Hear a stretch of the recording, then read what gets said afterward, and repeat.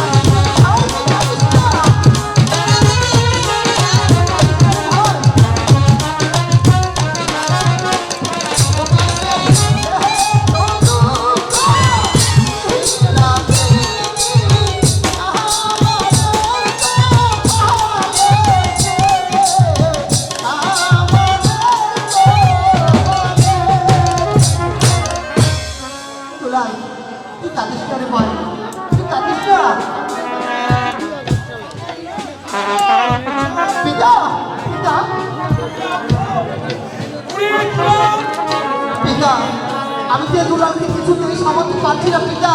দুলাল শুধু মা মা বলে কেঁদে যাচ্ছে।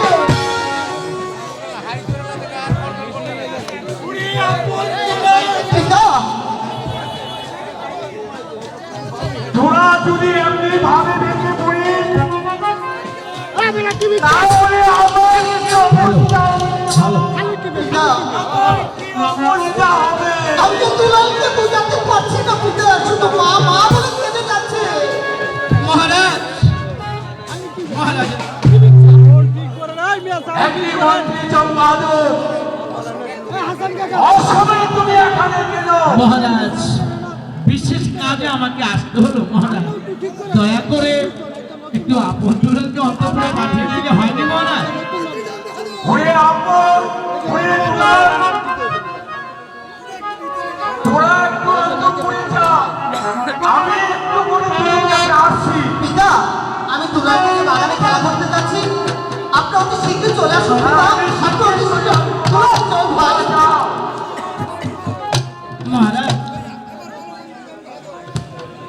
এবার বলো মন্ত্রী চম্পাদর, কি বলতে চাও তুমি? মহারাজ, আমি বলতে চাইনি, রাজ্যের প্রজা বলে করছে, রাজ্যের প্রজারা কি বলাবলি করছে? রানীরাজ লক্ষ্মীর মৃত্যুর পর ধীরে ধীরে এই রাজ্যে অলক্ষ্মী প্রবেশ করছে। তাই যদি আপনি পুনরায় দ্বিতীয় দ্বার গ্রহণ না করুন, তাহলে রাজ্যের প্রজার সাধারণ বিদ্রোহ ঘোষণা করবে। রাজে আমার কথা মহারাজ, এই রাজ্যে কার এত হিম্মত, কার এত সাহস, কার এত বুকের পাঠা, এই মুসলিম বীর সেনাপতি মীর কাসেম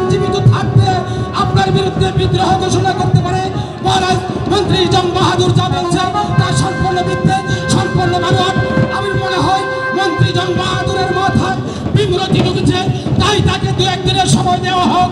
ওই বাহিরের মুক্তা আলো বাতাসে দূরে মাথায় করে ডেলে এসে মস্তিষ্কের পরিবর্তন আসতে পারে।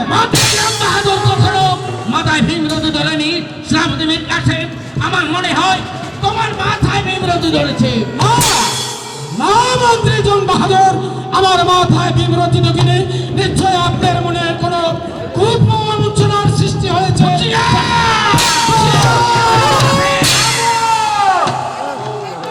এটা কোনো নাট্যশালা নয়, এটা হচ্ছে রাজা দ্রৌপদীর রাজদরবার।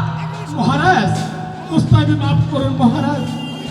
স্বর্গীয় রানী রাজলক্ষ্মীর সময় তার নয়নের স্নেহের আপন দুলালকে আমার হাতে তুলে দিয়ে গিয়ে বলেছিল আমি যেন তাদের দুটো ভাইকে মানুষ করতে পারি, তাই তাদের কোনো ক্ষতি হবে অথবা রাজ্যের কোনো ক্ষতি হবে এমন কোনো বললে আমি নিজেকে স্থির রাখতে পারিনি মহারাজ।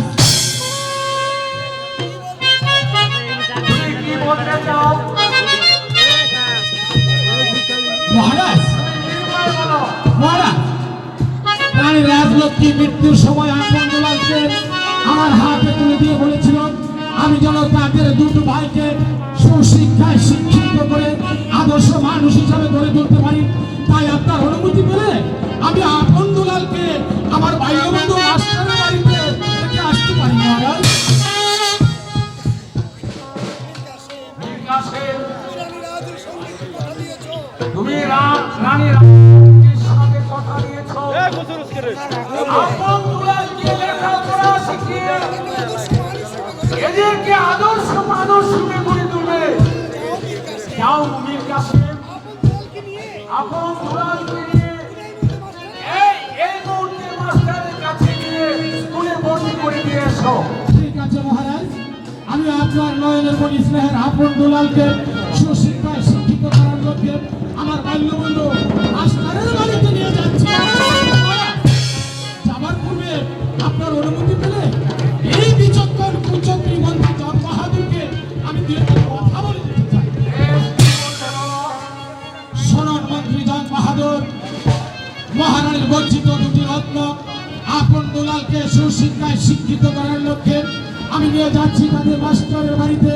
এর মধ্যে ফিরতে আমার হয়তো দু একদিন সময় লাগতে পারে, কিন্তু মনে রাখবেন আমার অনুপস্থিতিতে এই শান্তিময় রাজ্যের মধ্যে কোনো গলক দাদার সৃষ্টি করে রাজ্যে কোনো অশান্তির আগুন জ্বালিয়ে তোলার চেষ্টা করেন অথবা মহারাজের কানে কোনো বিভ্রান্তি দেওয়ার চেষ্টা করেন, তাহলে মনে রাখবেন মন্ত্রী জন বাহাদুর এই রাজ্য সবাই আপনাকে ক্ষমা করতে পারে, স্বয়ং মহারাজ আপনাকে ক্ষমা করতে পারে আপনাদের তেত্রিশ কোটি দেবতা, কিন্তু এই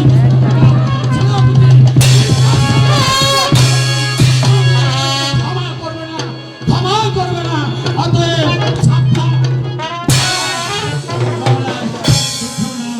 আপনার সম্মুখে দাঁড়িয়ে শ্রীবর সালামের কাছে আমাকে অপমান করে গেল, আপনি বলুন তার চেয়ে আমি চাকরি ছেড়ে চলে যাব।